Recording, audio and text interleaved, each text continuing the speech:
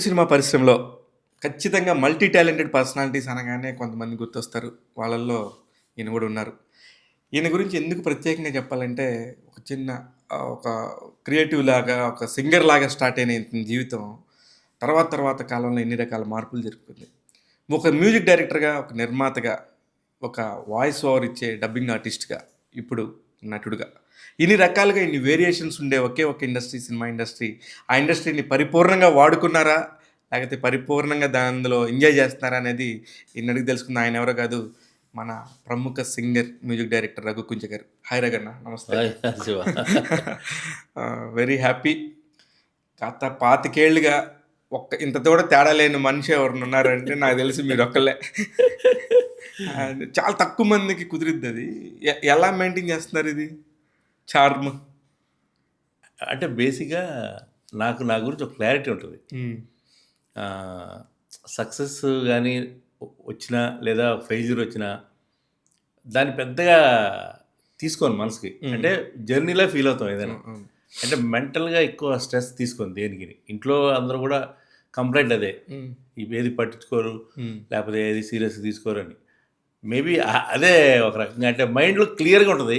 Mind క్లియర్‌గా ఉంటే మొహం కూడా క్లియర్‌గా ఉంటదని పెద్దలు అంటారు బేసిక్‌గా. అవునా? అంతే కదా! ఇప్పుడు మన మైండ్‌లో పొలోమని టూ మెనీ థింగ్స్ పెట్టుకుంటేనే దాని ద్వారా స్ట్రెస్ ఫీల్ అవ్వడం, అడ్డమైన రోగాలు రావడం, షుగర్‌లు, బీపీలు పెరగడం ఇవన్నీ వస్తాయి బేసిక్‌గా మనిషికి.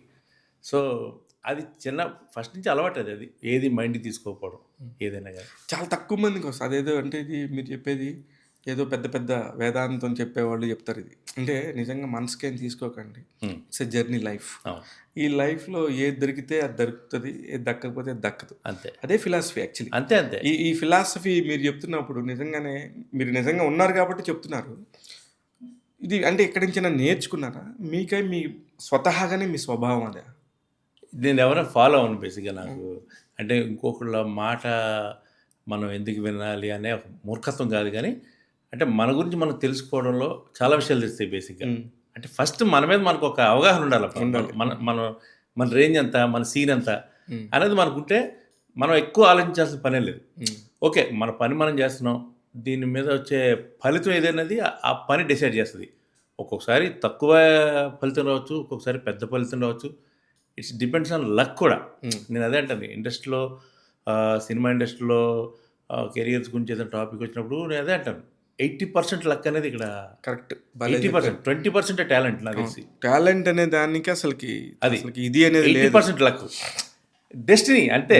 సో, ఆ డెస్టినీ గురించి మనకు క్లారిటీ ఉంది కాబట్టి ఇది వేదాంతం అని ఏం కాదు కానీ బై ఎక్స్‌పీరియన్స్ అది అలవాటయింది. అయితే నాకు మిమ్మల్ని చూడగానే నాకు వెంటనే ఫస్ట్ గుర్తు రాగానే అసలు నాకు రఘు కుంజ కనబడగానే ఎందుకే రమణమ్మ అని అట్లా ఒక పాట ఒకటి. నెక్స్ట్ పూరి జగన్నాథ్ గారు. ఎందుకో మిమ్మల్ని చూడగానే నాకు 2 టక్‌మని వచ్చేస్తాయి మైండ్‌లోకి. అసలు పూరి గారితో ఎలా భయ్యా పరిచయం మీకు? పూరి గారితో పరిచయం నాకు ఇక్కడ హైదరాబాద్‌లోనే మనకి అక్కడ ఎల్లారెడ్డిగూడలో కేఫ్ ఉండేది. అక్కడ నేను ఫస్ట్ తనని కలిసాను. సారీ, ఎల్లారెడ్డిగూడ కాదు, కృష్ణానగర్‌లో. కృష్ణానగర్‌లో వీళ్ళు అక్కడ పొట్టివేరే గారని అప్పుడు తెలుసు ఆర్టిస్ట్ ఉండేవారు కదా! ఆయన ఎస్టీడీ బూత్ సందులో ఉండేవారనమాట వీళ్ళు. నేను అప్పుడు మధురా నగర్‌లో ఉండేవాడిని అనమాట. అప్పుడు ఇటుపక్క వచ్చినప్పుడు చాయ్ తాగడానికి అక్కడ కృష్ణానగర్‌లో కేఫ్‌లో ఉన్నప్పుడు అక్కడ పరిచయం అయ్యాడు తను. ఆ పరిచయం అంటే వాళ్ళంతా ఆల్రెడీ వచ్చి మధు ఫిల్మ్ ఇన్స్టిట్యూట్‌లో వాళ్ళందరూ ట్రైనింగ్ 86, 87 బ్యాచ్ అనుకుంటారు మొత్తం అంతా. ఆ తర్వాత కలిసి స్ట్రగ్లింగ్ పీరియడ్‌లోనే అందరం అలా షేర్ చేసుకునేవాళ్ళం. అప్పుడు తనకు ఒకసారి ఒక సింగిల్ ఎపిసోడ్ ఏదో డైరెక్ట్ చేసే అవకాశం వచ్చింది తనకి. వచ్చినప్పుడు దానిలో నన్ను హీరోగా పెట్టాడు తను. ఆ తర్వాత కూడా చాలా టెలిఫిల్మ్స్ వాటిలో కూడా నన్ను మెయిన్ లీడ్‌గా పెట్టి తను తీసేవాడనమాట. అదే టైంలోనే ఏదో ఒక ప్రత్యూష నక్షత్రం అని చెప్పి ఒక 2 సింగిల్ ఎపిసోడ్స్ ఉంటే వాటికి మ్యూజిక్ చేస్తారా అని చెప్పి దానికి ఒక సాంగ్ కూడా చేయించాడు నాతో. అది ఫస్ట్ మ్యూజిక్ డైరెక్షన్ అదే. ఓకే. ప్రత్యూష నక్షత్రం దాని పేరు. సింగిల్ ఎపిసోడ్ అనమాట. ఆ తర్వాత మళ్ళా నాకు జెమినీ టీవీలో ఈ యాంకరింగ్ ప్రోగ్రామ్స్ అన్నిటిలో ఎవర్స్ లవింగ్ లీవ్ వస్తా చిన్నగా. తర్వాత ఆ జర్నీ అలా కొనసాగింది. జర్నీ అంటే మీతో ఒకసారి పరిచయం అయిపోతే సచేంత వరకు ఇంకా కంటిన్యూ అవ్వాల్సిందే. అంతే. అంటే దీన్ని మనస్ఫూర్తిగా నమ్మితే అంత వాళ్ళతో పాటు అలాగే ట్రావెల్ చేస్తాను నేను. అంటే స్వార్థం ఉండదంటాను ఫ్రెండ్షిప్‌లో ఎప్పుడు కూడా స్వార్థం ఉండకుండా ట్రావెల్ చేయగలిగితే అది మంచి ఫ్రెండ్షిప్ అవుతుంది బేసిక్. అయితే పూరి జగన్నాథ్ గారి కెరియర్కి మొదటి హీరో మీరేనంటారు. నేను డెఫినెట్గా ఎందుకంటే ఆ సింగిల్ ఎపిసోడ్స్ అన్నింటిలో నేనే చేశాను హీరోగా. ఎన్ని ఎపిసోడ్ చేసి ఉంటారు? చాలా ఉంటాయి, చాలా ఉంటాయి. ఓ. తను అప్పట్లో చాలా చేశాడు తను వాటన్నిటిలో. అండ్ అప్పుడు ఈ జెమినీలోను దేంట్లోనూ టీవీ సీరియల్స్కి వాళ్ళు కాల్ ఫర్ చేసినప్పుడు ఒక 3 సబ్జెక్టులు సబ్మిట్ చేశాడు. జెమినీకో డీడీకో సబ్మిట్ చేసినప్పుడు ఆ సబ్మిట్ చేసినప్పుడు దాంట్లో ఆర్టిస్ట్ లిస్ట్ కూడా ఇవ్వాలి కదా. అందులో హీరో అన్న పేరు వచ్చినప్పుడు నాది నా పేరు రాసి పెట్టి 3 సబ్జెక్టులు సబ్మిట్ చేస్తే ఆ 3 కూడా రిజెక్ట్ అయ్యాయి. 3 సబ్జెక్టులు. ఓకే. తర్వాత ఆ 3టిని సినిమా తీశాడు. ఇట్లు శ్రావణ సుబ్రహ్మణ్యం, తర్వాత బద్రి, ఇంకోటి ఏదో అమరావతి తమిళమ్మాయి. ఈ 3 అమరావతి తమిళమ్మలో గేమ్ అప్పుడు బాక్సింగ్ కాకుండా ఇంకేదో పెట్టాడు అనమాట. ఓకే. ఈ 3 రిజెక్ట్ అయ్యాయి. అక్కడ ఈ 3 రిజెక్ట్ అయ్యి 3 ప్రేక్షకులు బ్రహ్మరథం పట్టారు. బాబోయ్. నాకు ఈ బద్రి స్టోరీ ఫస్ట్ అమీర్పేటలో అనుపమ హోటల్ ఉంది. అవును. రోజు మధ్యాహ్నం ఇందులో అక్కడ బిర్యానీ తింటుంటే ఆవిడ ఈ స్టోరీ ఒకటి సబ్మిట్ చేశాను రా, ఇందులో ఒక ఆవిడ ఉంటాడు హీరో, వాడికి 2 అమ్మాయిలు ఇది అని చెప్పాడు ఆవిడ. అది రిజెక్ట్ అయింది సబ్జెక్ట్. అది బా కొన్ని గమ్మత్తుగా నిజంగా హిస్టరీ ఎలాగా మారుతుంది. కానీ ఏం మాట కాబట్టి అప్పుడు తను ఇంటి దగ్గర నుంచి వచ్చే డబ్బులు కావచ్చు, లేకపోతే ఇక్కడ తను ఏదో అప్పుడు చేసేవాడు, తను వర్క్స్ అవి చేసేవాడు, డిజైనింగ్ వర్క్స్ అవి చేసేవాడు. అప్పటికి రామ్ గోపాలం గారి దగ్గర జాయిన్ లేదు, ఇవన్నీ లేదు. ఆ డబ్బులతో ఎవ్రీ సండే హ్యాబిట్స్ వెళ్ళేవాళ్ళం. హ్యాబిట్స్లో అక్కడ రోడ్డు మీద పుస్తకాలు పెట్టి అమ్మేవారు కదా, ఆ పుస్తకాలు కొనుక్కొచ్చి అట్లా బాగా చదివేవాడు అబ్బా హోంవర్క్. అప్పుడే స్క్రిప్ట్స్ ఎన్ని స్క్రిప్ట్స్ ఉండేవో, ఇంత కట్టలు ఉండేవి తన దగ్గర. అయితే ఏ పుస్తకం గురించి చెప్పినా దానిలో ఈ పర్టికులర్ లైన్స్ చాలా బాగుంటాయని చెప్తాడు ఆయన. మీ బ్యాచ్ అందరి గురించి తెలిసిపోయా, ఆ టైంలో ట్రావెల్ అయిన వాళ్ళందరూ. ఒకసారి మీ ఫ్రెండ్స్లో ఇండస్ట్రీలో బాగా వెల్ నోటెడ్ అయిన వాళ్ళందరి గురించి ఒకసారి మాట్లాడదామా? నాకు అంటే ఆ టైంలో వీళ్ళందరూ స్ట్రగ్లింగ్ పీరియడ్లో ఉన్నప్పుడే చాలామంది నాకు వీళ్ళందరితో పరిచయాలు అంటే మనం లైక్ పూరి బాగా క్లోజ్. పూరి అనేది బెస్ట్ ఫ్రెండ్ కింద ఇది ఉండేది. తర్వాత కృష్ణవంశీ గారు ఆర్జీవి గారి దగ్గర అప్పుడు తను వర్క్ చేసేవారు. అప్పుడు ఆయనతో కూడా బాగానే ర్యాపప్ ఉండేది. ఎందుకంటే ఆయన చేసిన ఆ సినిమాకి డబ్బింగ్స్ చూసేవారు. ఆయన ఆర్జీవి గారి సినిమాలకి ఈ డబ్బింగ్ చెప్పించడం అంతా కృష్ణవంశీ గారి దగ్గర నుండి చేసేవారు. ఆయన చీఫ్ అసోసియేట్ ఏదో చేశారు దానికి. అప్పుడు నిన్నే పెళ్ళాడతా సినిమా, నిన్నే పెళ్ళాడతా తర్వాత నేను నాకు ఎప్పుడు పరిచయం అంటే గాయం దగ్గర నుంచి. ఓకే. గాయం సినిమాలో చరణ్ రాజ్కి నా చేత డబ్బింగ్ చెప్పించారు. Okay okay. చరణ్ రాజ్కి. అయితే చాలామంది చరణ్ రాజ్కి రఘు వాయిస్ ఇద్దు, ఎందుకంటే బేస్ వాయిస్ కావాలి చరణ్ రాజ్కి. అప్పుడు రవిశంకర్ గారు అలాంటి కైండ్ ఆఫ్ వాయిస్ కావాలి కదా, ఇతను సాఫ్ట్ ఉంటుంది, ఇతను వాయిస్ ఎందుకు చెప్పిస్తున్నాం అని చెప్పి చాలామంది వద్దన్నారు. లేదు ఇది క్యాజువల్గా ఉంటుంది, ఇది మామూలుగా మాట్లాడేట్టుగా మాట్లాడతాడు, అదే ఆ క్యారెక్టర్కి అప్లై చేద్దాం అని చెప్పి చెప్పించారు నాతో బలవంతంగా. ఆ సినిమాలో 2 ఎక్స్పెరిమెంట్స్ అనమాట. జగపతి బాబు గారితో కూడా ఫస్ట్ టైం డబ్బింగ్. జగపతి బాబు గారు వాయిసే పనికిరాదు ఎగ్జాక్ట్ అనుకున్న టైంలో చాలా మంది చెప్పించారు ఆయనకి. బాలు గారు చెప్పారు, రతన్ కుమార్ వీళ్ళందరూ చెప్పేవారు అనమాట. సో ఫస్ట్ టైం గాయన్ సినిమాతోనే ఆయన తన వాయిస్ని ఓపెన్ చేయగలిగారు. దానికి ఆర్జీవి గారు పట్టుబట్టి ఇతని వాయిస్ చూడు ఎలాగవుద్దంటే ఈ రోజున జగపతి బాబు గారి వాయిస్ అదే మరి అదే ఎంత ఆయుధం అయిపోయింది. ముందు సౌండ్ వినిపించిన తర్వాత జగపతి బాబు గారు ఉన్నారనిపిస్తుంది. అంటే ఇవన్నీ ఎవరు భయ జడ్జ్ చేస్తారు మామూలుగా? అది మన కామన్ సెన్స్ అంటారు. ప్రతి మనిషికి కామన్ సెన్స్ అనేది చాలా ఇంపార్టెంట్ ఉండాలి. అంటే అది కరెక్టా కాదా, అది ఎంతవరకు ప్రాపర్గా వర్కౌట్ అవుతుంది అనే కామన్ సెన్స్ జడ్జ్ చేయగలిగితే అది కొంతమంది, అందుకే వాళ్ళని క్రియేటివ్ జీనియస్లు అంటారు. క్రియేటివ్ డైరెక్టర్, క్రియేటివ్ జీనియస్ అని ఎందుకని కృష్ణవంశీ గారిని ఇలాంటి ఆలోచన చేశాడు కాబట్టి. కానీ జగపతి బాబు గారు కూడా నాకు ఎందుకంటే ప్రాణం. ఎందుకంటే ఆయన అంటే నా ఫస్ట్ హీరో. నేను ఫస్ట్ ప్లేబ్యాక్ పాడింది బాచి. అందుకే నాకు ఆయన అంటే ఒక సెపరేట్ ఒక ఇది రెస్పెక్ట్ ఉంటుంది జగపతి బాబు గారు అంటే.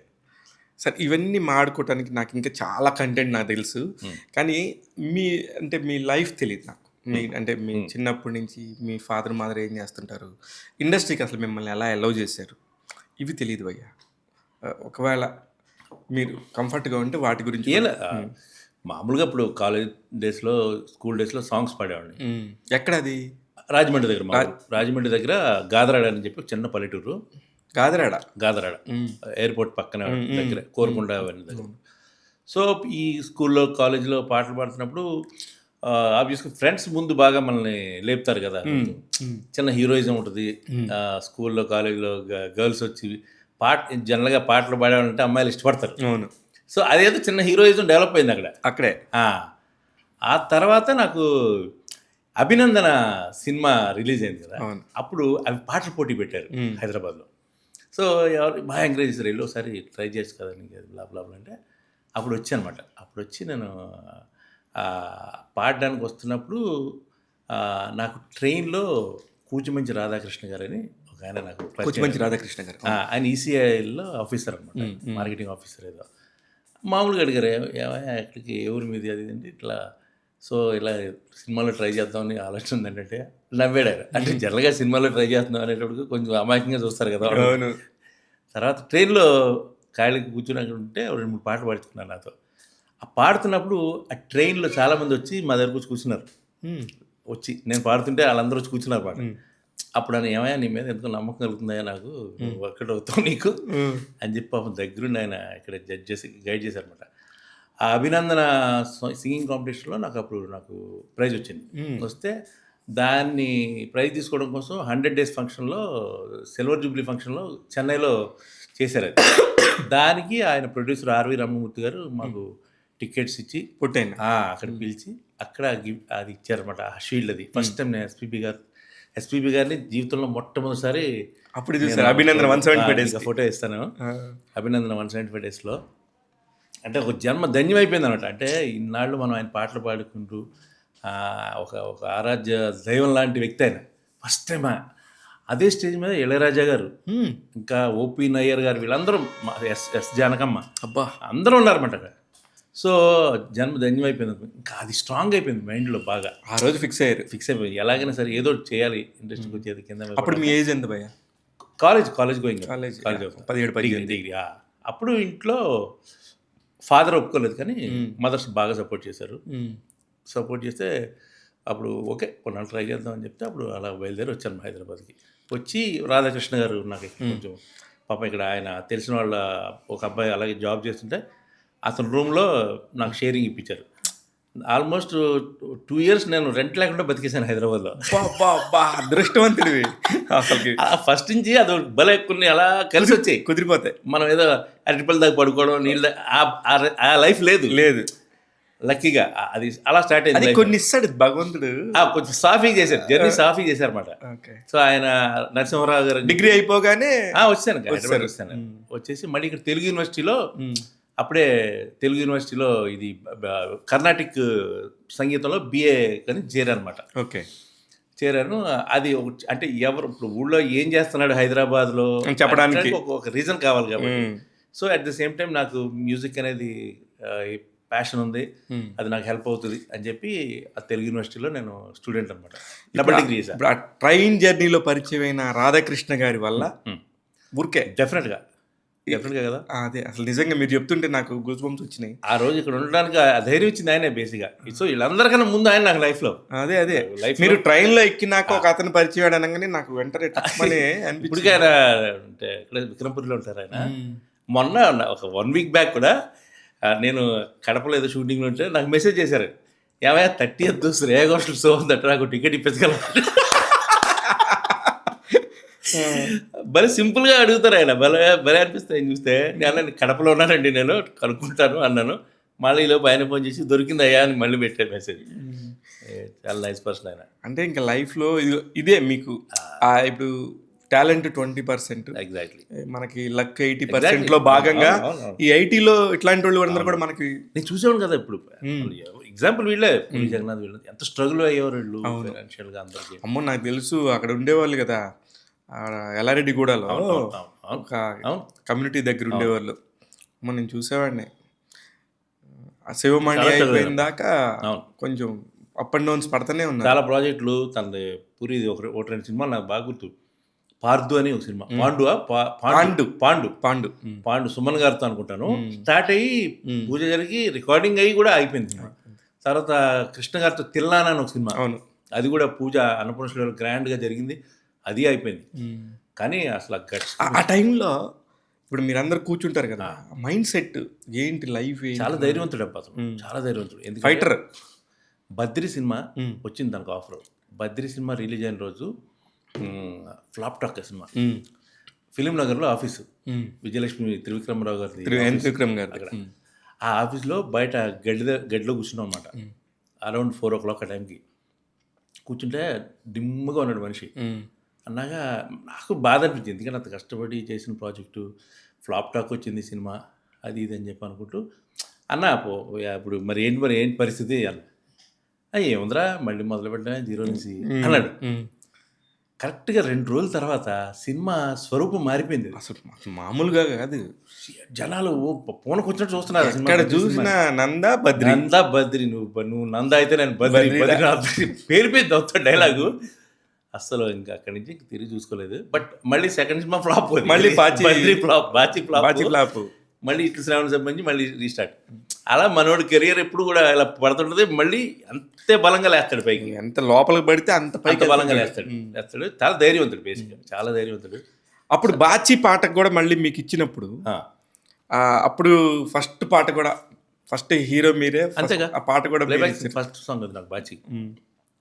అసలు మీలో ప్లే బ్యాక్ సింగర్ ఉన్నాడని చూసా, అంటే బిగినింగ్ నుంచి తను చూస్తున్నాడు కాబట్టి తను చేశాం కదా. ప్రత్యూష నక్షత్రం దగ్గర నుంచి నేను పాటలు పాడతాను తెలుసు, వచ్చింది దానికోసం తెలుసు, నా వాయిస్ అంటే బాగా ఇష్టం తనకి. సో ఆ రకంగా తను నేను ప్లేబ్యాక్ సింగింగ్ చేస్తాను రా అనేవాడు, నాకు అవకాశం వచ్చి చేస్తాను అనేవాడు. కానీ బద్రి సినిమాలో ఏంటంటే కొంచెం పెద్ద సినిమా కదా, దాంట్లో అవకాశం రాలేదు బేసిక్గా. నెక్స్ట్ బాచిలో అన్నాడు. ఈ 5 పాటల్లో చక్రి కూడా ఫస్ట్ సినిమాది. మేము ఇద్దరం పూరి జగన్నాథ్, నేను ఎల్లారెడ్డిగూడ ఆఫీస్లో ఉన్నప్పుడు సత్యదేవ్ ఉన్నాడు కదా, ఇప్పుడు దసరా రైటర్, అవును తెలుసు, సత్యదేవ్ తీసుకొచ్చాడు. సత్యదేవ్ జంగా చక్రిని తీసుకొచ్చాడు ఆ రోజు. చక్రిని తీసుకొచ్చి ఈ అబ్బాయి బాగా కంపోజ్ చేస్తున్నాడు అది ఇదంటే, అప్పుడు చక్రి అక్కడ బల్ల మీద కొట్టుతూ పాటలు వినిపించాడు. అసలు చక్రిది అంటే తను కొట్టుతో పాడతాడు కదా, అక్కడే ఓకే అయిపోతాయి ట్యూన్స్. అద్భుతమైన, చాలా ఫాస్ట్ గా కూడా ఇస్తాడు. అసలు ఫాస్ట్ రేంజ్ అబ్బా చక్రిది, రియల్లీ మిస్సింగ్. అసలు నిజంగానే పాపం ఎంత అద్భుతమైన మ్యూజిక్ డైరెక్టర్, అద్భుతం. భయ్యా అని ప్రేమకి కేర్ ఆఫ్ అడ్రస్ ఎవరు అంటే చక్రి. తినే వరకు ఎన్ని అర్ధరాత్రులు భయ్యా, ఎన్ని అర్ధరాత్రులు చక్రితో తిండి పెట్టి చంపేసేవాడు, చంపేసేవాడు, కూర్చునేవాడు. ఆ ప్రేమ ఏముండదు కదా క్లీన్గా. అతనికి అప్పుడు కోపం వచ్చేది నా మీద. ఎందుకు కోపం వచ్చేది అంటే, నువ్వు వచ్చి కూర్చోవట్లేదు అంటాడు. వచ్చి కూర్చోకపోతే కోపం దాని దగ్గర అలుగుతాడు. అలిగి 2 సినిమాలు కట్ చేసేవాడు. మళ్ళీ వచ్చే చక్రి భయ ఏంటి భయ అలా అంటే మళ్ళీ అంటే పడిచ్చేవాడు. ఇట్లా ఉండేది. చాలా ఇట్లాంటి హృదయం కరిగిపోతాడు. చాలా మంచి వ్యక్తి, భగవంతుడే అన్న మంచి వాళ్ళందరినీ చేస్తాడు. చెప్పేవాడు నేను చాలాసార్లు చక్రికి ధైర్యంగా చెప్పేవాడు నేను, చక్రి కొంచెం కేర్ఫుల్, చక్రి హెల్త్ కొంచెం టైమింగ్స్ మెయింటైన్ చేయి కొంచెం, అంటే ఏంటో అంటే మూర్ఖంగా ఉండేవాడు ఆ విషయంలో కొంచెం. అంటే అస్సలు సంబంధం లేని ఫీల్డ్లో ఇంత ఎరక్కొట్టేస్తాడని అతనికి తెలియదు. వరుసగా సత్యం, పెద్ద పెద్ద హిట్లు అన్ని బ్లాక్ బస్టర్లు, ఆల్బమ్ హిట్ ఉండేది. ఆల్బమ్ మొత్తం హిట్. ఇప్పుడు దేశముద్ర ఉన్నాయి, అన్ని సాంగ్స్ హిట్. అమ్మ నాన్న తమిళమ్మాయి అన్ని సాంగ్స్ హిట్. ఇడియట్ అన్ని సాంగ్స్ హిట్. ఆంధ్ర వాళ్ళ అన్ని సాంగ్స్ హిట్. ఏ చేసినా అసలు కంప్లీట్ ఆల్బమ్ హిట్ ఇచ్చేవాడు. ఆ టైంలో మణిశర్మ గారు చాలా పీక్లో ఉన్నారు. అవును, పీక్లో ఉన్నారు. పవన్ కళ్యాణ్ గారు 24 గంటలు అన్ని సినిమాలు ఆయన, చిరంజీవి గారు, మహేష్ బాబు చేసే టైంలో ఇక్కడ అసలు అక్కడ ఆ స్టేజ్కి వెళ్ళిపోయాడు అనుకున్నాను నేను చాలాసార్లు. దాటేస్తాడు కూడా అనిపించింది ఒక్కొక్క టైంలో. అసలు సడన్ గా కెరియర్ తను అదొకటే, లేదంటే స్టిల్ ఇంకా తను రూల్ చేస్తూ ఉండేవాడు అసలు Chakri. Commercial music director basic ఏంటంటే చక్రి అనే సంగీత దర్శకుడు ఒక గొప్ప కమర్షియల్ మ్యూజిక్ డైరెక్టర్. తన పాటలు అందరికీ రీచ్ అయిపోతే అంతకుమించి ఎనర్జీ ఉంటుంది. బాగా ఖర్చు పెట్టేవాడు పాటలు. అవును, డబ్బుని విపరీతం ఖర్చు పెట్టేవాడు. వచ్చిన డబ్బు వచ్చినట్టుగా వెదజల్లేసేవాడు పాటలకి. అప్పట్లోనే పెద్ద పెద్ద టెక్నీషియన్స్, మ్యూజిషియన్స్ని బాంబే నుంచి, హైదరాబాద్, చెన్నై నుంచి పిలిపించి సాంగ్స్కి తను వాళ్ళందరూ వర్క్ చేసేవాడు. లైవ్ ఇన్స్ట్రుమెంట్స్ బాగా వాడేవాడు విపరీతంగా. సింగర్స్ విషయంలో మాత్రం అద్భుతంగా, అసలు కొత్త వాళ్ళని ఎంతమందిని పరిచయం చేసేవాడు చక్రి. చాలా మంది పేర్లు ఆయన పరిచయం చేస్తేనే వచ్చినాయి. చాలా మంది ఉన్నారు చక్రి పరిచయం చేసిన సింగర్స్, చాలా మంది ఉన్నారు అసలు. అలానే ఇప్పుడు మీరు కూడా చాలా మందిని పరిచయం చేస్తున్నారు. అంటే కొంచెం ఫోక్ సింగర్స్ లాంటి వాళ్ళని, పెద్దవాళ్ళని చేస్తున్నప్పుడు మీ ఫేస్బుక్లోనో మీ సోషల్ మీడియాలో చూస్తే చాలా ఆనందంగా ఉంటుంది భయ్య. అంటే మీకు ఆ కష్టం విలువ తెలుసు, పెయిన్ తెలుసు, స్ట్రగుల్ ఎలా ఉంటుందో. ఒక టాలెంట్ని మనం తొక్కకూడదు, మనం వీలైనంత ట్రై చేయాలనే మైండ్ సెట్ మీకు ఉంది చూసారా? ఒక అవకాశం మేబీ ఇప్పుడు వాళ్ళు ఆ ఒక్క అవకాశంతో వాళ్ళకి గొప్ప గొప్ప అవకాశాలు వచ్చేయచ్చు, రావచ్చు. కానీ లైఫ్‌లో చాలా ఇప్పుడు ప్రతి సింగర్‌కి లైఫ్‌లో గోల్ ఏంటంటే సినిమాలో ఒక పాట పాడాలని ఉంటుంది బేసిక్‌గా. బట్ అది వాళ్ళు నిజంగా టాలెంటెడ్ ఉన్నప్పుడు మనకి నిజంగా అది మన గుండెకి కనెక్ట్ అయినప్పుడు ఏదో ఒక అవకాశం నాకు దొరికిన అవకాశాల్లో. ఎందుకంటే మీకు తెలుసు ఒక సింగర్‌నో లేకపోతే ఎవరినైనా ఒప్పించడానికి ఎంత ప్రయత్నం చేయాలి అవును. అవును. ఇండస్ట్రీలో. ఎందుకంటే డైరెక్టర్‌కి నచ్చాలి, ప్రొడ్యూసర్‌కి నచ్చాలి, కరెక్ట్. ఆ చుట్టుపక్కల హీరోకి నచ్చాలి. ఎందుకు అలాంటి ఎక్స్‌పెరిమెంట్‌లు ప్రశాంతంగా అక్కడ సక్సెస్ ఉంది వెళ్ళొచ్చు కదా కదా అని చెప్తారు. వీళ్ళందరినీ కన్విన్స్ చేసి మనం ఒప్పించగలగాలి అక్కడ. లేదండి బాగుంటది, వెరైటీగా ఉంటదని చెప్పి ఒప్పించి నానా జావు చేసి తర్వాత మళ్ళా వాళ్ళతో పాడించడం చాలా పెద్ద కష్టం పడుతుంది. ఎందుకంటే వాళ్ళకి థియేటర్ అంటే కొత్త. ఫస్ట్ టైం వాళ్ళు థియేటర్‌లోకి వస్తారు. ఈ మైక్‌లు, హెడ్ ఫోన్ చూసి కంగారు పడతారు. వాళ్ళకి చిన్నపిల్లలాగా ట్రీట్ చేసి వాళ్ళకి కాస్త మంచి చెడ్డ చెప్పి ముందు మన లోకంలోకి తీసుకొచ్చి అప్పుడు మెల్లిగా ట్యూన్ అలవాటు చేసి అది కొంచెం టైం టేకింగ్ ఇదంతా చాలా ఓపికతో ప్రేమతో చేయాలి. కరెక్ట్. ప్రేమతో నిజాయితీగా చేస్తే ఓకే అవుతుంది. అది ఇప్పుడు మీరు ఫస్ట్ డబ్బింగ్ స్టూడియోలోకి వెళ్ళి మీరు అసలు డబ్బింగ్ ఆర్టిస్ట్గా ఎలా మారారు? నాకు మన పుచ్చ రామకృష్ణ గారి వైఫ్ పుచ్చ చంద్రిక గారు అని ఉన్నారు. ఆవిడ అప్పట్లో ఈ డబ్బింగ్స్ హీరోయిన్స్ అందరికీ ఆవిడ డబ్బింగ్ చెప్పేవారు అనమాట. ఓకే. ఆవిడ నాకు ఏదో ఒక టీవీ సీరియల్ డబ్బింగ్ దగ్గర కలిసి, రఘు నీ వాయిస్ బాగుంటుంది రఘు, సినిమాలు ఇప్పుడు డబ్బింగ్స్ ఇక్కడ జరుగుతున్నాయి, చెన్నై నుంచి కొంచెం హైదరాబాద్లో ఫ్రీక్వెంట్ జరుగుతున్నాయి, ఒకసారి నువ్వు రా, నేను చెప్తాను ఎవరికైనా, ఒకసారి నీ వాయిస్ టెస్టింగ్ రా అని చెప్పి అప్పుడు ఆవిడ ఒక సినిమాలో హీరోకి ఈ అబ్బాయి వాయిస్ బాగుంటుందంటే పిలిపించారు నన్ను. పిలిపిస్తే నేను ఆ సినిమాకి హీరోకి వెళ్ళి డబ్బింగ్ చెప్పాను అనమాట. అమ్మ కడుపు చల్లగానే అది సినిమాది. సంజయ్ మిత్ర అని చెప్పి బెంగాలీ యాక్టర్ అబ్బాయికి చెప్పాను, ఓకే అయిపోయింది అనమాట. సో డబ్బింగ్ ఫస్ట్ అది ఒక హీరో డబ్బింగ్ చెప్పాను. అప్పుడు ఎంత 1116 ఎంత వాళ్ళు రెమ్యునరేషన్ ఇచ్చారు. చాలా పెద్ద పని. అవును కదా. అంటే ఒక రోజు ఎగ్జాక్ట్లీ ఒక రోజు వెళ్ళి నువ్వు అలా షేర్ చేసుకుని ఆనందంగా అది చూసుకుంటా చెప్తావు. ఇది నాకు ఆర్ట్ వచ్చా లేదనే ఒక ఐడియా కూడా మైండ్లో ఉండదు. కాన్ఫిడెన్స్ కదా. అప్పుడు ఆ డబ్బింగ్ అనేది ఇవాళ నాకు ఆర్టిస్ట్గా కూడా అది చాలా హెల్ప్ అవుతుంది టైమింగ్ విషయంలో. కరెక్ట్. సో ఇంకా అప్పటి నుంచి ఇంకా హైదరాబాద్లో నేను హీరోస్ అందరికీ నేనే డబ్బింగ్ చెప్పాను. లైక్ అబ్బాసు, వినీత్, అరవింద్ స్వామి, ఇంకా చాలా మంది హీరోస్కి నేను అప్పట్లో ఇంక పెద్ద హిట్ అయిన వాళ్ళందరికీ మొత్తం అందరికి డబ్బింగ్ చెప్పాను. ఎన్ని సినిమాలు చెప్పుంటారు? శ్రీకాంత్ కూడా డబ్బింగ్ చెప్పా. శ్రీకాంత్కా? మన హీరో శ్రీకాంత్ డబ్బింగ్ పెళ్ళా అని చెప్తే వినాలి అనే సినిమా. అవునా? కోటి రామకృష్ణ గారిది. తర్వాత వారసుడు, అందులో third hero Srikanth. Third hero వారసుడులో కూడా శ్రీకాంత్ చెప్పా. నాగార్జున, శ్రీకాంత్ చెప్పారు. తర్వాత ఆమె సినిమాకి అనుకుంటాను, ఆమెకో సీతారత్నం గారి అబ్బాయికో నాది మళ్ళీ చెప్పిస్తుంటే అప్పుడు శ్రీకాంత్ నేను ట్రై చేస్తాను డబ్బింగ్ అని చెప్పి తను ప్రసాద్ ల్యాబ్కి వచ్చాడు. ఓకే. వస్తే ఓకే ఫైన్. ఇప్పుడు ఎవరికైనా అదే ఇది కదా, వాళ్ళ వాయిస్ చెప్పుకోవాలని ఉంటుంది. సో మెల్లిగా వాళ్ళు ఆ యూనిట్ ట్రై చేశారు. అలా అక్కడి నుంచి శ్రీకాంత్ స్టార్ట్ అయ్యాడు. దాని ముందు శ్రీకాంత్కి నేను డబ్బింగ్ చెప్పాను. ఎన్ని సినిమాలు? అప్పటికే 10 సినిమాలు అయిపోయి 10-15 సినిమాలు అయినాయి అప్పటికే. ఆమె అంటే మీకు దాదాపుగా వచ్చేసరికి అది సీతారత్నం గారి అబ్బాయి నుంచి తను స్టార్ట్ చేశాడు. సీతారత్నం గారి అబ్బాయి 96, 97 ఎగ్జాక్ట్లీ. అది అంత ముందు సినిమాలని ఆల్మోస్ట్ నేనే చెప్పాను. సో అది దాదాపు ఒక 400 సినిమాల పైన చెప్పుంటాను. మెయిన్ లీడ్కి చెప్పేవాళ్ళు మీరు దాదాపుగా. మెయిన్ లీడ్ అంటే నాకు అసలు అర్థమవుతుంది ఏంటంటే మీతో మాట్లాడుతుంటే చెన్నై నుంచి తెలుగు సినిమా ఇండస్ట్రీ పూర్తిగా హైదరాబాద్లో షిఫ్ట్ అవుతున్న టైం అది. అవును, ఎగ్జాక్ట్లీ తరుణం. అవును పర్ఫెక్ట్ జరుగుతుంది. హైదరాబాద్ వెళ్ళిపోయిద్దామా, పనులు ఉంటాయా లేదా, సెటిల్ అవ్వచ్చా లేదా అని ఒక మైండ్ సెట్ తయారైన టైం అది. చాలా కాంప్లికేటెడ్గా ఉండేది ఆ టైంలో. కొంతమందికి ఏమో హైదరాబాద్ రావడం ఇష్టం లేదు. స్టేట్మెంట్లు ఇచ్చేవారు, ఏముంది అక్కడ హైదరాబాద్లో అన్ని రాళ్ల గొట్లు, పొద్దున్నే టిఫిన్ దొరకదు. అంటే అప్పుడు ఏంటంటే ఇది ఒక ఇప్పుడు పొద్దున్నే ఇడ్లీ సాంబార్, వాళ్ళు చెన్నై వాళ్ళకి పొద్దున్నే ఇడ్లీ సాంబార్ స్టార్ట్ అవుద్ది.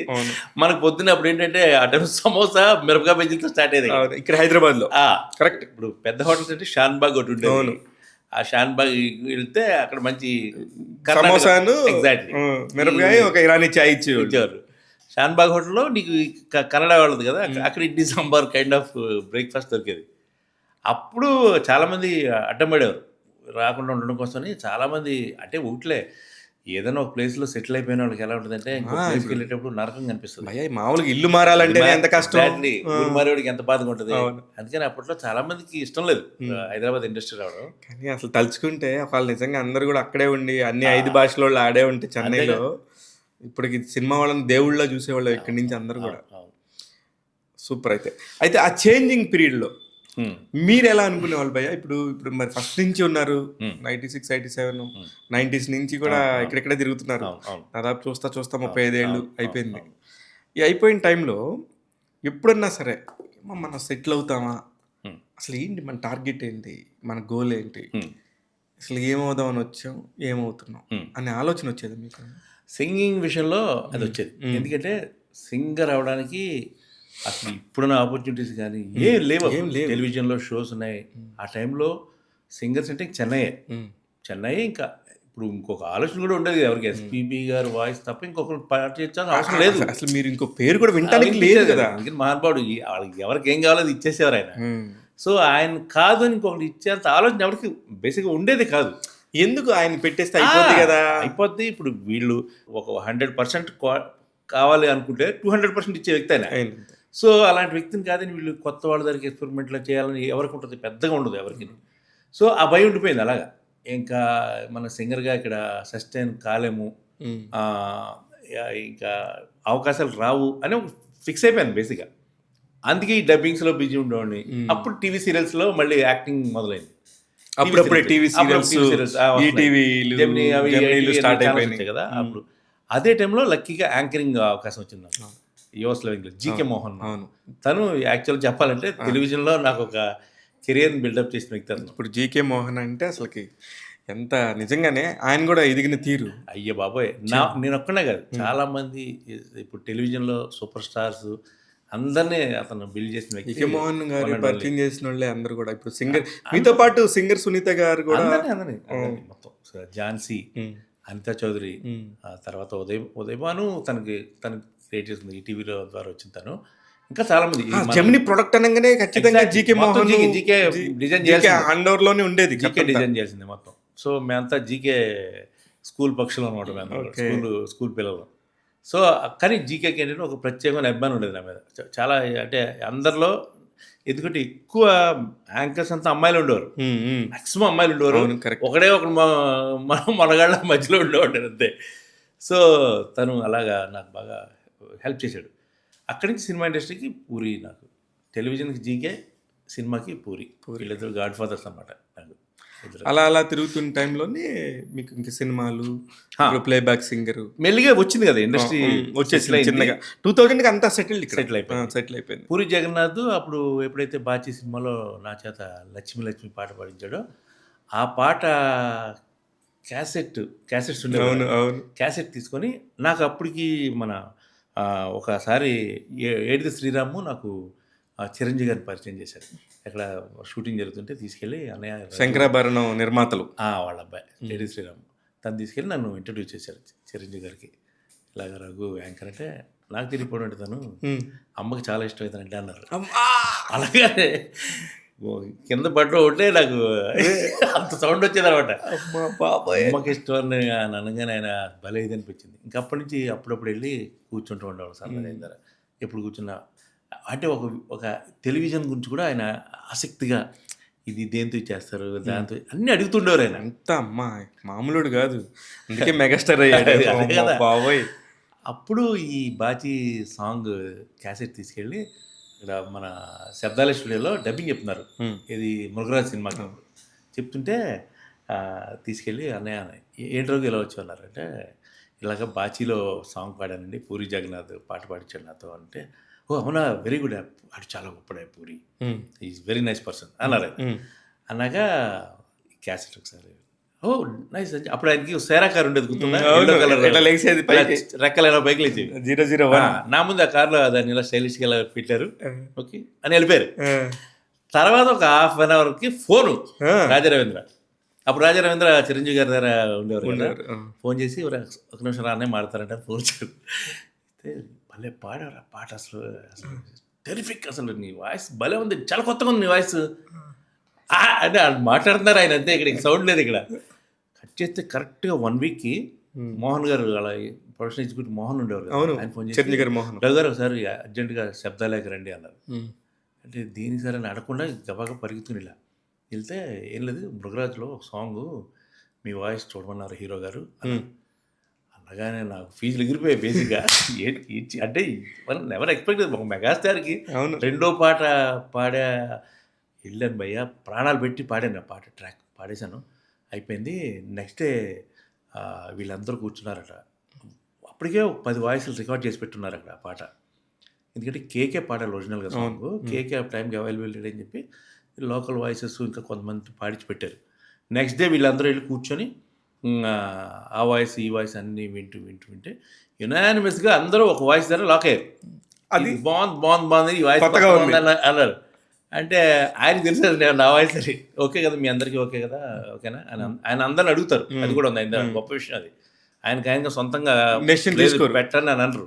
నీకు ఓకే కదా, నీకు అందరిని అడిగి ఈ వాయిస్ ఓకే కదా అన్నది రఘు పాడాడు ఇది వాడు అని చెప్పి అంటే మళ్ళీ పిలిపించారు. అప్పుడు పిలిపించి మళ్ళీ ఒకసారి ఫైన్ ట్యూన్ పాడేసే మొత్తం అని చెప్తే అప్పుడు మళ్ళీ ఫైన్ ట్యూన్ పాడేశాను. నెక్స్ట్ డే చిత్రమ్మ వచ్చారు పాట, కాంబినేషన్ చిత్రమ్మ ఆవిడ పాడుతుంటే అలా కూర్చున్నాను నేను ఆ రోజు. సో అలాగా ఆయనతో పనిచేసే అవకాశం వచ్చింది ఇప్పుడు. అంటే అసలు ఊహించని ఒక మనిషి. అంతే కదా. అప్పుడు మెగాస్టార్ అప్పుడు ఏంటి ఆయన అసలు ఉధృతం చూసే స్టేజ్లో కూడా ఉండేవారు అంత మనిషి. అదే టైంలో నాకు ప్రోగ్రామ్కి తర్వాత ఇదేది మన ఇంద్ర 175 days రీసెంట్గా అది బాగా వైరల్ అయింది. అవునవును. దానికి నేను యాంకరింగ్ చేశాను. అది విజయవాడలో కదా, లక్షల మంది 14 లక్షల మంది వచ్చారు ఆ రోజు. అమ్మో అది నాకు ఇంకా గుర్తు. ఆ పేపర్లు అన్నీ 4 లక్షలు ఆ రోజు. ఆయన స్టేడియంకి రావడానికి యాక్చువల్గా 2 గంటలకి స్టేజ్ ఎక్కాల్సిన చిరంజీవి గారు 4:30కి వచ్చారు. 2:30 గంటలు ఆయన ట్రాఫిక్లో చిక్కుపోయారు. ఆ 2:30 గంటలు స్టేజ్ మీద నేను ఏం మేనేజ్ చేశాను అన్నది నాకు ఛాలెంజ్ ఆ రోజుల్లో. అదే కనుక ఇప్పుడు లైవ్ ప్రోగ్రామ్ ఎంత పెద్ద ప్రోగ్రామ్ అది అసలు. ఇట్ వాజ్ అదొక గొప్ప ఇదనమాట అది అసలు. నాకు అంటే యాంకర్గా అదొక అద్భుతమైన ప్రోగ్రామ్. అంత పెద్ద ప్రోగ్రామ్ నేను డీల్ చేయగలిగానని చెప్పి. కరెక్ట్. అయితే సింగర్ అవుదాం అనుకుని వచ్చిన వాళ్ళకి ఏంట్రా యాంకర్ అంటున్నారు, టీవీ సీరియల్లో చిన్న చిన్న పాత్రలు చేస్తున్నాను, నువ్వు వచ్చేసాయి, అవసరం లేదు, మీ నాన్న అంతగా ఇష్టంగా కూడా లేరు మీ మీద పంపించేటప్పుడు, ఇలాంటి టాపిక్ ఎప్పుడు రాలేదా? లేదు అప్పటికి. అంటే ఇక ఇంట్లో కూడా వాళ్ళకి కాన్ఫిడెన్స్ వచ్చేసింది, పర్లేదులే ఏదో కింద మీద పడుతున్నాడు అని చెప్పి. ఎందుకనంటే అదే టైంలో నాకు టెలివిజన్లో మన శోభన్ బాబు అడుగుతుందా, వర్షన్ డైరెక్టర్ శోభన్ ఒక ఎన్ఎఫ్డిసి తోటి ఫిల్మ్ చేశాడు. ఓకే. దాని పేరు జీవకారుణ్యం అని, జంతుబలి మీద చేస్తే అందులో చిన్న బాబు ఉంటాడు. ఆ బాబుకి ఫాదర్ క్యారెక్టర్, నాకు చిన్న బాబుకి ఫాదర్ క్యారెక్టర్. ఆ పాపకి ఒక మేకపిల్ల అంటే పెంచుకుంటుంది ఆ పిల్ల. ఒకసారి ఆ పాపకి ఏదో అమ్మవారు ఏదో వస్తే ఆ మేకపిల్లని బలిచ్చేస్తారు. పిల్ల చాలా ఇదైపోయి ఆ పెయిన్ చూసి తండ్రి అల్లలాడిపోయి చాలా బాగా చేయించండి నాతో. దానికి నాకు నంది అవార్డు వచ్చింది. అదే చెప్తున్నా, మీకు సినిమాలకు సంబంధించి టీవీలకు సంబంధించి వచ్చింది 5. అవును. కానీ దీనికి సపరేట్గా వచ్చినట్టు వచ్చింది అది. ఓకే. ఎన్ఎఫ్డిసి ఫిల్మ్ అనమాట. ఓకే. దానికి Nandi award, national film development corporation. అప్పుడు ఫండింగ్ చేసి వాళ్ళే చేస్తారు, అవేర్నెస్ మీద తీసేవారు. అప్పుడు ఇది కూడా జంతు బలి మీద అప్పట్లో విపరీతంగా మటన్ చేసేవారు కదా, చేశారు అది. సో అప్పుడు కొంచెం అందరికి కాన్ఫిడెన్స్ వచ్చింది. Okay fine. అప్పుడు నాలో యాక్టర్, నంది అవార్డు యాక్టర్ అని చెప్పి నాకే ఇదే సర్ప్రైజ్ అయ్యాను నేను. దిస్ ఈజ్ ఏ ఇయర్ భయ్యా? అదే ఆ టైం 96 ఐ థింక్, 98, 97 జెమినీ టీవీలో యాంకర్గా ఉన్న టైంలోనే. ఓకే. ఆ టైంలోనే చేశాను అనమాట నేను అది. ఇప్పుడు జెమినీ టీవీ యాంకర్గా కూడా డైరెక్ట్గా ఆప్షన్ వచ్చేసిందా, లేకపోతే మీరు కూడా వెళ్ళారా వాకిన్? లేదు, యాక్చువల్గా అప్పుడు స్టార్ట్ అయింది జెమినీ. మన భాస్కర్ అపార్ట్మెంట్స్ అని సోమాజిగూడలో ఒక డబుల్ బెడ్రూమ్ అపార్ట్మెంట్లో స్టార్ట్ అయింది జెమినీ టీవీ అనే ఒక ఛానల్ ఫస్ట్. అదే డబుల్ బెడ్రూమ్ అపార్ట్మెంట్. ఎగ్జాక్ట్లీ. అప్పుడు దానికి క్రియేటివ్ హెడ్ జీకే మోహన్ గారు. అప్పటికి జీకే మోహన్ దగ్గర నేను ఒక 2 సింగిల్ ఎపిసోడ్లో హీరోగా చేశాను. నేను సుమ చేసాం అనమాట. అది అప్పుడు జీకే బాగా క్లోజ్. నేను జీకే బాగా చాలా క్లోజ్ అయిపోయాను. జీకేకి చాలా చాలా ఇష్టం అనమాట నేనంటే. సో అప్పుడు జీకే ఒక మేల్ యాంకర్ కావాలి ప్రోగ్రామ్, ఒక కొత్త ప్రోగ్రామ్ డిజైన్ చేస్తున్నాం అని చెప్పి అప్పుడు ఈ యువర్స్ లవింగ్ ప్రోగ్రామ్, ఉత్తరాలు పొద్దున్నే అందరికి శుభాకాంక్షలు చెప్పి మీ అమ్మకి, నాన్నకి, అక్కకి నిద్రలేగానే మీరు కనిపించేవాళ్ళు భయ్యా నాకు. ఆ దానికి ఒక సాంగ్ కూడా చేయమన్నాడు రఘుబాబు, సాంగ్ ఒకటి దీనికి చేయండి అన్నాడు. సాంగ్ చేయాలంటే అప్పుడు ఎవరితో అనుకుంటే అదే టైంలో శ్రీనాథ్ అని బిల్డర్ ఐడియా ఉంది, తెలుసు, నాకేం తెలియదు, చిరంజీవి గారి దగ్గర కూడా ఉండేవాడు. శ్రీనాథ్ అలేఖ్య బిల్డర్స్. శ్రీనాథ్ వచ్చి రఘుభయ్య ఒక రైటర్ ఉన్నాడు భయ్య, కుర్రాడు బాగా రాస్తున్నాడు, బాగా పాడుతున్నాడు, ఒకసారి నువ్వు అతను ట్రై చేయగలవా అన్నాడు. పంపించండి భయ్య అంటే ఇంటికి వచ్చాడు అబ్బాయి. వచ్చాక మా వైఫ్ది వరంగల్ అనమాట. మా వైఫ్ వాళ్ళది వరంగల్ దగ్గర విలేజ్. వచ్చాడు బోస్ గారు. అయితే చంద్రబోస్ వచ్చాక పరిచయం చేశారు. సరే ఒక 2 రోజులు నేను పట్టించుకోలేదు, హానెస్ట్గా 2 రోజులు పెద్దగా నేను పట్టించుకోలేదు. రోజు వచ్చాడు ఇంటికి. 4 రోజు వచ్చినాడు మా వైఫ్ తిట్టిందని. అన్నిసార్లు వచ్చి తిరిగి వెళ్ళిపోతున్నాడు, మా ఊరు అబ్బాయి ఎందుకు మీరు పట్టించుకోరు, ఒకసారి వినొచ్చు కదా అని చెప్పి గట్టిగా కొంచెం సరే ఒకసారి కూర్చొని పాడాను. మనోడు బల్ల మీద వాయిస్తూ 4-5 పాటలు పాడాడు. పాడితే అద్భుతం అనమాట. వెంటనే రా బోస్ అని చెప్పి అప్పుడు నా దగ్గర బైక్ ఉండేది, బైక్ మీద ఎక్కించుకొని బోస్ని జమీకి తీసుకెళ్ళిపోయా. గప్ప తీసుకెళ్ళిపోయి జీకే వాళ్ళకి తీసుకెళ్ళి అసలు ఇరగ తీసేస్తున్నాడు, రైటింగ్ చాలా బాగుంది అబ్బాయిది అది అంటే వాళ్ళకి కూడా చాలా నచ్చింది. అయితే యువర్ ఫ్లోయింగ్ సాంగ్ ఉంది కదా, లైన్ చేసే మనోడితో. సో అది తను యాక్చువల్గా ఆ పాట గుర్తుందా మీకు? క్షేమమానేస్తం సౌఖ్యమా స్నేహం కుశలమా బంధం కోరే సందేశం రెక్కలొచ్చాకే అక్షరాలే లేఖలై సాగే మంతనాలే చేతి దస్తూరే మాటగా మారే You was lovingly. నాకు అక్కడికి వెళ్ళా నేను 96కి. చంద్రబోస్ రాసిన ఫస్ట్ సాంగ్ అది. ఓకే. ఇంకా అక్కడి నుంచి జెమినీలో ఇంకా ప్రతి ప్రోగ్రామ్కి తనతో రాయించారు అనమాట. చంద్రబోస్ గారు అన్ని పాటలు నేను మ్యూజిక్, చంద్రబోస్ లిరిక్స్. ఆ టైంలోనే తనకి ఇదే శ్రీనాథ్ ముప్పులేని శివ గారు తీసుకెళ్ళి తాజ్మహల్ పరిచయం చేశాడు. పరిచయం చేస్తే అప్పుడు తాజ్మహల్లో మంచుకొండలో ఉన్న చంద్రమ్మ పాట అదేంటి పాపం తను తెలిసినా బాగా వర్షన్స్ రాయించేవారట. నాయుడు గారికి నచ్చేది కదట. నాయుడు గారికి ఎందుకే ఎవరన్నా వేటర్ గారితో లేకపోతే నారాయణ రెడ్డి గారితో రాయించండి అని ఆయన అంటే లేదండి బాగా రాస్తున్నాడు అని చెప్పి సరే ఓకే రికార్డ్ చేయండి అన్నారట. ఒక చేసిన తర్వాత నచ్చలేదా ఇంకెవరితో రాయించాడు అన్నారట. వాళ్ళ ఈయన వచ్చి చంద్రబోస్కి ఆ విషయం చెప్తే మనోడికి జ్వరం వచ్చి 3 రోజులు మంచం ఎక్కేశాడు చంద్రబోస్. అప్పుడు మేమంతా బోసు ఇవన్నీ కామనే బోసు ఇలాంటివి వస్తుంటాయి పోతుంటారు. సడన్గా మళ్ళీ నాయుడు గారు మనసు మార్చుకుని వినగా బాగుందయ్యా పాట బాగా రాసేడు కుర్రడు అని చెప్పి మళ్ళీ పిలిపించి మళ్ళీ ఏదో ఫైన్ వర్షన్ చేసి మనోడికి ఒక రెమ్యునరేషన్ ఇచ్చి అక్కడి నుంచి ఇంకా సూపర్ హిట్ ఆ సాంగ్. మామూలుగా ఎక్కడ చూసినా అప్పట్లో క్యాసెట్లో ఏ టీవీ స్టాల్ దగ్గర నుంచున్నా ఈ పాట వినపడేది. కానీ ఎంఎం శ్రీలేఖ గారికి ఏమో ఫస్ట్ నుంచి చూసాను కదా, డే 1 నుంచి చంద్రబోస్ని చాలా ప్రేమ అంటే ఇప్పటికి ఈ రోజుకి అన్న మా వైఫ్ నువ్వు మా బాబీ అని ఇంట్లో పిల్లలు ఇప్పటికి ఈ రోజుకి కూడా నేను చాలా ప్రేమ ఉంటాయి. ఎన్ని టైం ఫోన్ చేసినా లిఫ్ట్ చేస్తాడు, ఏ టైం మెసేజ్ పెట్టినా రిప్లై ఇస్తాడు. అతను ఈజ్ ఆస్కార్ విన్నర్. నేను అన్నాను బోస్ బాబు నువ్వు ఆస్కార్ విన్నర్ సార్, నువ్వు మా బోస్ బాబే అంటాను నేను.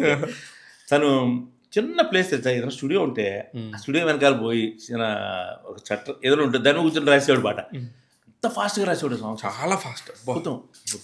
ఈ సిద్ధోరు సినిమాకి తీసుకెళ్ళి నేను కృష్ణవంశీ గారికి ఇంట్రడ్యూస్ చేశాను. మీరేనా పరిచయం చేసింది? తీసుకెళ్ళి ఇక్కడ మన అప్పుడు బంజారాస్లో ఉండేది ఆఫీస్, అది ఆర్జీవి గారి ఆఫీస్లో ఉన్నప్పుడు తీసుకెళ్ళి కృష్ణవంశీ గారికి పరిచయం చేస్తే ఒక పాట ఇచ్చే దాంట్లో హాయ్ రే హాయ్ జంప్ దానికి 30 వర్షంలో 40 వర్షాలు రాయించి పిసిగి చేసి చంద్రబోస్ విలువలు ఆడిపోయాడు వంశీ గారి దెబ్బకి. కానీ ది బెస్ట్ సాంగ్ కదా అది. ఇప్పటికి విన్నా కూడా మీకు పబ్స్లో అట్లా సాంగ్ ఫ్రెష్గా వినపడుతుంటుంది అది. అసలు మొత్తానికి ఆ సాంగ్ అది కమర్షియల్గా పెద్ద హిట్ ఆ పాట అది. అక్కడి నుంచి తర్వాత రాఘవేంద్ర గారు కాంపౌండ్ ఎప్పుడైతే కరెక్ట్ అయిందో, రాఘవేంద్ర గారు అలా మెట్టెక్కిన రోజు ఏంటో కానీ చరిత్ర మారిపోయింది. కీరవాణి రాఘవేంద్ర గారు చంద్రబోస్ కాంబినేషన్ ఇంకా బ్లాక్ బస్టర్ హిట్స్ అండి సినిమాలు. గ్రేట్ జర్నీ చంద్రబోస్ అయితే. కానీ ఈ రోజుకి నాకు నేనంటే చాలా ప్రేమ తనకి. అదే నేను చెప్పా కదా మొదటే మీతో ఇంటర్వ్యూ స్టార్ట్ చేసినప్పుడు ఈ మనిషితో స్టార్ట్ అయినోడు చచ్చేదాకా ఉండాల్సిందేనని. అయితే భయ్య ఈ టైంలో మీదంతా సాఫీగా సాగిపోతుంది, లక్కీగా గాడ్ గిఫ్ట్ లాగా మీకు ఏది నిజంగా సినిమా కష్టాలు తెలియకుండా పెరిగారు. కానీ మీ చుట్టూ ఉన్న వాళ్ళకి ఆ కష్టాలు ఉండేవి. వాళ్ళు వచ్చి చెప్తున్నప్పుడు మీరు ఎలా ఫీల్ అయ్యేవాళ్ళు? చాలామంది భయ్య నాతో స్టార్ట్ అయిన వాళ్ళు కొంతమందిలో 2-3 సూసైడ్ చేసుకున్న వాళ్ళు ఉన్నారు. కొంతమంది తాగుడికి బానిస అయిపోయి లివర్ పాడైపోయి చనిపోయిన వాళ్ళు కొంతమంది ఉన్నారు. కొంతమంది మానేసి ఊరికి వెళ్ళిపోయిన వాళ్ళు కొంతమంది ఉన్నారు. అంటే ఇంకా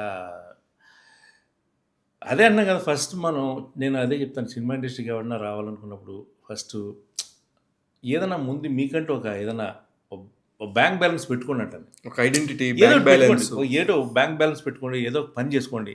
అవసరమైతే ఒక రోడ్డు మీద ఏదైనా హోటల్ని పెట్టించండి, ఇడ్లీనైనా అమ్మించండి. నువ్వు కూర్చొని అమ్మాల్సిన పని లేదు. అవును, పెట్టుబడి పెట్టుకొని ఒక నీకంటూ బ్రెయిన్, ఒక నెలకింత ఇన్కమ్ అనేది ఒకటి ఉంటే నువ్వు ఈ ప్రయత్నాలు చెయ్యి, బాధ్యత ఉంటుంది. ఉంటుంది. ఒకవేళ కొన్ని ఇయర్స్ చూడు తగిలిందా లేదు మరీ లేదంటే వదిలేసే. ఇంకా హోప్ ఉంటే ఓకే, హోప్లెస్ అనుకున్నప్పుడు ఇంకా వదిలేయడం బెటర్, దీన్ని వదిలేసి వేరే దాన్ని చూసుకోవడం బెటర్. ఎందుకంటే ఇక్కడ రోజు ట్రైన్లోనో బస్సులోనో కొన్ని వందల మంది దిగుతూ ఉంటారు. సినిమాల్లో ఏదో సాధించాలని ఒక కళలతో వస్తారు చాలామంది. తప్పు కాదు. ఇప్పుడు నేను ఎలా బయలుదేరాను అంతే, నాలాగే బయలుదేరుతారు అందరూ. ప్రతి వాడికి వాళ్ళ మీద నమ్మకం ఉంటుంది, వాళ్ళ జీవితం మీద ఒక ఆశ ఉంటుంది. నేను ఏదో పొడుస్తాను, ఏదో చేయగలను అని ఒక నమ్మకంతోనే వస్తాడు ఎవరైనా. కానీ ఒకటి భయ్య, ఖచ్చితంగా రెండు దానికోసం వస్తారు ఇక్కడికి. ఇప్పుడు మీరంటే చాలా క్లారిటీగా నేను సింగర్ అని వచ్చారు. నాకు తెలిసి 90% పీపుల్, 90% నేను చెప్తాను, మిగతా 10 మంది గురించి వదిలేండి, అది మీలాంటి వాళ్ళు, తెలివిగలవాళ్ళు. 90 మంది హీరో ఆర్ డైరెక్టర్, ఈ రెండింటి మీదే వస్తారు. ఈ రెండింటి కోసమే వస్తారు. వచ్చి ఆ తర్వాత ఎన్ని రకాలుగా డివిజన్ అవుతారు, ఇంకా ఫైనల్గా బతకడానికి ఏ ప్రొడక్షన్లోకి వెళ్ళిపోతారు, ఎక్కడెక్కడికో 24 క్రాఫ్ట్లోనే ఇక్కడే ఉండాలి అనే మైండ్ సెట్ అయితే ఉంటుంది. ఎవరిని కదిలిచ్చినా నేను ఆ రోజుల్లో హీరో అవుదామని వచ్చానులే అని చెప్తుంటారు. ఇలాంటి కథలు కూడా మనకు తెలిసిన బొచ్చుడు ఉంటాయి. డెఫినెట్గా అసలు చాలామంది ఉన్నారు అసలు అలా హీరో అవుదామని చెప్పి టెక్నీషియన్స్ అయిపోయిన వాళ్ళు, టెక్నీషియన్స్ అవుదామని వచ్చిన వాళ్ళు, యాక్టర్స్ అయిన వాళ్ళు. బట్ అంటే ఇక ఇది ఒక ఇండస్ట్రీ అనేది ఏంటంటే ఒక్కసారి దీనిలోకి వచ్చాక ఇది ఇంక వదిలిపెట్టి ఎళ్ళబుద్ధి కాదు పోయారు. అదొకటి ఉంది. చావు రవి ఎక్కడ తెలుసుకుందాం, నేనింత సినిమా తీసాడు. అవును, పర్ఫెక్ట్ ఎగ్జాక్ట్. నేనింత సినిమానే సినిమా ఇండస్ట్రీ. అంతే. బయట వాళ్ళకి ఏదో అనిపిస్తుంది, ఏదో సినిమా ఇండస్ట్రీ అదో గ్లామర్ ఫీల్డ్ అంతా, అక్కడ అన్ని ఇవే భోగాలు యోగాలు ఇవే ఉంటాయని. ఇక్కడ ఉండే బాధలు వాళ్ళకి తెలియదు నిజంగా. కానీ ఇంత కష్టపడే ప్రపంచం ఒక లైఫ్ లేదు. ఒక లైఫ్ని మనం జీవితాన్ని రిస్క్ చేసి వస్తున్నాం. ఇప్పుడు బయటికి వెళ్ళి ఏదో ఉద్యోగం చేసుకుంటే వాళ్ళకి గ్యారెంటీ ఉంటుంది, మినిమం గ్యారెంటీ ఏదో నెలకి ఇంత జాబ్ శాలరీ వస్తుంది, దాన్ని బట్టి వాళ్ళ ఇల్లు, వాకిలి, లైఫ్, ఫ్యామిలీ ఏదో సెటిల్ అవుతుంది. కానీ ఇక్కడికి వచ్చాక చూసా కదా, ఇప్పుడు చాలామందికి ఇప్పుడు అందరు సినిమా వాళ్ళు కొంతమందికి పిల్లల్ని ఎవరు, వీళ్ళకి కూడా ఏజ్ బారైపోతుంటుంది. ఇట్లా ఎన్ని రకాల వాళ్ళ గురించి ఫ్యామిలీ, ఇంట్లో పేరెంట్స్ వర్రీ అవుతుంటారు. బట్ నేనేమంటానంటే వచ్చినోడు ఏదో పని చేయండి రా బాబు అంటాను. ఖాళీగా ఉండొద్దు, మీరు ఏదో దేని మీద టార్గెట్ పెట్టి అది ఏదో పని చేయండి, తప్పలేదు. Dignity of labour.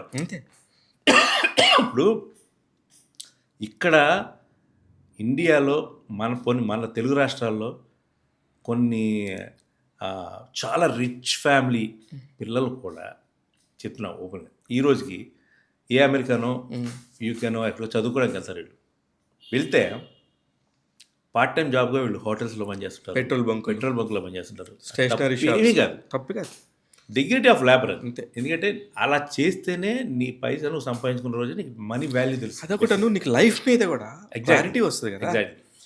ఏం చేయాలి ఇప్పుడు నేను మా వాళ్ళకి కూడా చెప్తా, అవును, ఈ రోజున మీకు ఇంత జీతం అంత జీతం అని ఆలోచించాలి. మీరు చేసే పని సిన్సియర్గా చేస్తే మీరు ఒక టార్గెట్ పెట్టుకోండి, ఖచ్చితంగా రీచ్ అవుతారు. అంతే. బడాయికి పోతుంటాను, బడాయికి పోవద్దు, లేనిపోని బడాయిలకు పోవద్దు అసలు లైఫ్లో కూడా. ఏదో పని తప్పలేదు, ఇడ్లీలు అమ్మినా తప్పే కాదంటాను. సూపర్ బాయ్, మీ ఫిలాసఫీ మాత్రం నిజంగా చాలా మందికి ఉపయోగపడుతుంది. ఎందుకంటే ఈ రోజున నేను ఒక పేరు వేసేసుకున్నాను కదా, ఇంక దానిలోనే బతికేయాలి అని బడాయికి పోయి అప్పులు చేసి ఫాల్స్ ప్రెస్టేజ్ కోసం వెళ్ళిపోయి అమ్మాయిలు అయితే ఒక రకంగా బయట ఇబ్బంది పడుతున్నారు. నాకు తెలుసు, ఎస్పెషల్లీ తెలుగు సినిమా ఇండస్ట్రీలో ఎంతోమంది టీవీలోకి వెళ్ళాలంటే నామోషి, కొంతమందికి సీరియల్స్ చెల్లి చేస్తే మళ్ళీ సినిమాలు రాదేమో అని అదే ఫీల్ అవుతారు. మళ్ళీ ఒక లైఫ్ స్టైల్ అలవాటు అయినాక దాన్ని తగ్గలేక, దానికి తగ్గ ఇన్కమ్ మ్యాచ్ చేయలేక వాళ్ళ తర్వాత ఏమవుతున్నారో అందరికీ తెలుసు. So sad. బట్ మీ దృష్టిలో అలాంటి వాళ్ళు ఎవరైనా ఉన్నారా భయ్య? ఇంకా అంటే పర్సనల్ లైఫ్లో అనుకో, ఇప్పుడు not taking any personal life, లేకపోతే ఓకే వాళ్ళు ఎవరికి నచ్చినట్టు. ఇప్పుడు ఎవరి జీవితం వాళ్ళది భయ్య ఇక్కడ, లేకపోతే ఎవరి జీవితాన్ని వాళ్ళు డిజైన్ చేసుకోవడం బట్టే ఉంటుంది ఏదైనా కానీ. కరెక్ట్. నేను అనేది ఏంటంటే ఫ్రస్ట్రేషన్లోకి వెళ్ళిపోయి వేరేగా డిజైన్ చేసుకోవద్దు ఎప్పుడైనా లైఫ్ని. Correct. ప్రాపర్గా డిజైన్ చేసుకోవచ్చు. అదే చెప్తాం కదా మనం ఆ, ఆ, కష్టపడితే ఫలితం వస్తది. ఏ రోజే ఏదో ఒక రోజు నీ వస్తది. తలుపు తడుతుంది. లక్ష్మీదేవి అమ్మవారు వచ్చి ఒక రోజు నీ తలుపు తట్టుద్ది. ఆ క్షణం కోసం కొంచెం వెయిట్ చేయాలి. ఆ ఓపిక కూడా కావాలి కొంచెం. Patience is the key point చాలా అంటారు. ఎగ్జాక్ట్లీ. ఓపిక అనేది చాలా అవసరం బేసిక్గా. ఇప్పుడు మీతో నాకు ఇది తెలుసు మాట్లాడుతుంటే మీతో నాకు ఆ టైంలో నుంచి స్టార్స్ అయిన మహా మహా మహా నటులు అయి ఉండొచ్చు, డైరెక్టర్స్ అయి ఉండొచ్చు, దాదాపు అందరూ మీకు ఫ్రెండ్సే. లైక్ పూరి జగన్నాథ్ గారు, కృష్ణవంశీ గారు. ఆ బంచి మాట్లాడితే ఖచ్చితంగా రవితేజ గారి గురించి మాట్లాడాలి. ఆ రవితేజ గారితో మీతో ఎలా ఉండేది భయ్య? రవి అప్పుడు అసిస్టెంట్ డైరెక్టర్ వర్క్ చేసేవారు బిగినింగ్లో. కృష్ణవంశీ గారి దగ్గర. కృష్ణవంశీ గారి కన్నా ముందు కేఎస్ రామారావు గారిది ఒక సీరియల్కి వర్క్ చేశాడు రవి.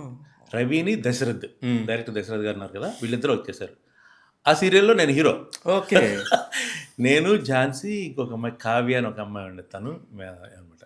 దానికి వీళ్ళు డైరెక్షన్ డిపార్ట్మెంట్లో వర్క్ చేశారు. సివిఎల్ నరసింహారావు గారు అని ఆయన డైరెక్టర్ దానికి. ఓకే. సో అప్పటి నుంచి నాకు రవి బాగా సివిల్ నరసింహారావు గారు అంటే మన అడ్వకేట్. ఆ సీరియల్కి డైరెక్టర్ ఆయన. ఓకే. ఒక నువ్వు ఒక నేను అని మల్లాది వెంకటకృష్ణమూర్తి గారు నవలాది. దాన్ని సీరియల్లో తీశారు జెమినీకి. మీరు మాట్లాడితే ఇంకేదైనా జెమినీనే ఉంటుంది. అప్పుడు రవి, అప్పటి నుంచి రవి నాకు బాగా చాలా క్లోజ్గా తిరిగాడు ఇద్దరు కూడా. తను అప్పుడు అక్కడ సికింద్రాబాద్లో అక్కడ ఉండేవారు. అప్పుడు రెగ్యులర్గా తనకి హబ్సిగూడ ఈ భాగ్యనగర్ స్టూడియోకి తను ఫ్రీక్వెంట్గా వచ్చాడు. అప్పుడు జెమినీ ప్రోగ్రామ్స్లో కూడా ఒక 2 ప్రోగ్రామ్స్ చేశాడు తను. అంటే మనిషి ఎంత అంటే ఎలా ఫైర్ ఉండేదంటే మనిషికి, రవితేజ అనే వ్యక్తికి అవకాశం దొరికితే దీనమ్మ అంత చూసేద్దాం అన్నట్టు ఉండేవాడు. పట్టుకోలేకపోతామా ఉండేవాడు. అండ్ బ్రిలియంట్ డాన్సర్ తను. Brilliant dancer. తర్వాత హిందీ యాక్టర్స్ని ఇమిటేట్ చేసేవాడు. అమితాబ్ బచ్చన్ చేస్తే మన రీసెంట్గా మన ఈ సినిమాలో మిస్టర్ బచ్చన్లో చాలా రోజుల తర్వాత చేపించారు కదా, అలా చాలా ఇంప్రెస్ అయిపోయారు. అది అలాగా కృష్ణవంశీ గారి దృష్టిలో పడ్డాడు. నాకు తెలిసి ఆ టైంలో ఆ సినిమాకి అసిస్టెంట్ డైరెక్టర్ వర్క్ చేశాడు. ఇది నిన్నే పెళ్ళాడతా. ఆ చేస్తున్నప్పుడు మనోళ్ళు ఫైర్ని ఆయన గ్రాప్ చేయగలిగినట్టున్నారు. ఆ సినిమాలో చిన్న వేషం నిన్నే పెళ్ళాడతా ఇచ్చారు. కట్ చేస్తే ఆయన సింధూర సినిమాకి హీరోగా చేశారు. కానీ అమ్మో, రవి ఫైర్ కానీ, రవి యొక్క అంటే చాలా ఎగిరిసుకుంటాడు. బేసిక్గా తన జర్నీయే చాలా ఎగిరిసుకుంటుంది. మనిషి చాలా ఈ టైప్లో ఉంటాడు. మనిషి స్ట్రైట్గా ఉంటాడు. అంతే. నో అసలు సెకండ్ థాట్ ఉండదు, లోపలే ఉండదు. ఏదొస్తే అదే, అంతే ధన అంటాడు. అది తనకి హెల్ప్ అయింది తన కెరియర్కి. తన ముక్కుసూటి వ్యవహారం ఏదైతే ఉందో అది కొంతమందికి నచ్చిద్ది కదా, అది హెల్ప్ అయింది. వీడు స్ట్రైట్గా ఉంటాడు. Straight forward. అలాగనే పూరి జగన్నాథ్ కూడా కనెక్ట్ అయ్యాడు. ఎగ్జాక్ట్లీ. స్పీడ్ మనిషి ఒక జెట్ స్పీడ్లో ఉంటాడు. రవి అనే వ్యక్తి ఒక జెట్ స్పీడ్. అంతే, ఇది లైక్ జెట్ స్పీడ్. అంతే, జెట్ బాంబర్ విమానాలు ఉంటాయి కదా, ఆ స్టైల్లో ఉంటాడు. పవన్ కళ్యాణ్ గారు ఏదైతే వద్దనేవారో అదంతా రవితేజ గారికి వచ్చేసేది. అది డైరెక్ట్ గా పూరి జగన్నాథ్ గారు ఏ హీరోకి అయితే చెప్పాడో ఆ హీరో రిజెక్ట్ చేయగానే వెంటనే రవికి ఆల్టర్నేటివ్ వెళ్ళిపోయాడు తను. సో బట్ ప్రతిదాన్ని తను బాగా యూటిలైజ్ చేసుకున్నాడు అవకాశాన్ని. పర్ఫెక్ట్ అతను, చాలా బాగా. అంటే ఏ అవకాశాన్ని. అయ్యో బాబాయ్, నేను చూసేవాడు కదా ఇట్లు శ్రావణ సుబ్రహ్మణ్యంకి తన హీరోగా ఫస్ట్ ఆయన అనౌన్స్ చేశాడు. పూరి గారు అనౌన్స్ చేసినప్పుడు ఒక పెద్ద బ్యానర్లో ఓకే అయింది సినిమా. ఎప్పుడైతే బాచి సినిమా ఫ్లాప్ అయిందో వాళ్ళు ఏమన్నారంటే హీరోని మార్చమన్నారు. హీరోని మారిస్తే వేరే హీరో అయితే ఓకే అన్నారు. పూరి గారు ఫైల్ తీసుకుని వచ్చాడు అక్కడి నుంచి. నేను చేస్తే రవితేజతో చేస్తాను సినిమా, వేరే వాళ్ళతో చేయనని చెప్పి వచ్చేసాడు. తర్వాత ఈ మన శేషిరెడ్డి గారు, వేణుగోపాల్ రెడ్డి గారు వాళ్ళు రావడం, అడ్వకేట్స్, ఆ ప్రొడ్యూసర్స్ వాళ్ళు ఈ సినిమా చేయడం. అప్పుడు దాంతో ఇంకా వాట్ ఈజ్ రవి అనేది ఇండస్ట్రీకి తెలిసిపోయింది. దాని తర్వాత ఇంకా అసలు తర్వాత ఇమీడియట్గా మా నాన్న ఇడియట్ కదా, ఇడియట్తో ఇంకా కమర్షియల్ ఇమేజ్ బీభత్సంగా వచ్చేసింది. డైలాగ్ అంతే, ఏ చంటిగాడు లోకల్ పోలీసు వాళ్ళకి పెళ్ళిళ్ళు అవ్వా కమిషనర్ కూతురు ప్రేమించకూడదా? General content or positive content, information, entertainment ఇవన్నీ ఉన్నాయండి మన యూట్యూబ్ ఛానల్లో. సో మీకు ఒక మంచి పాజిటివ్ ఎనర్జీ కావాలి అంటే రోజు ట్యాగ్ తెలుగు ఛానల్ని చూసి ఎంజాయ్ చేయండి. All kinds of cinema updates, all kinds of news, all kinds of celebrity interviews. So మీకు అన్ని exciting stuff, cinema related stuff అంతా మీకు తెలుగులో ఉంటుంది. So subscribe to it and follow it. Thank you.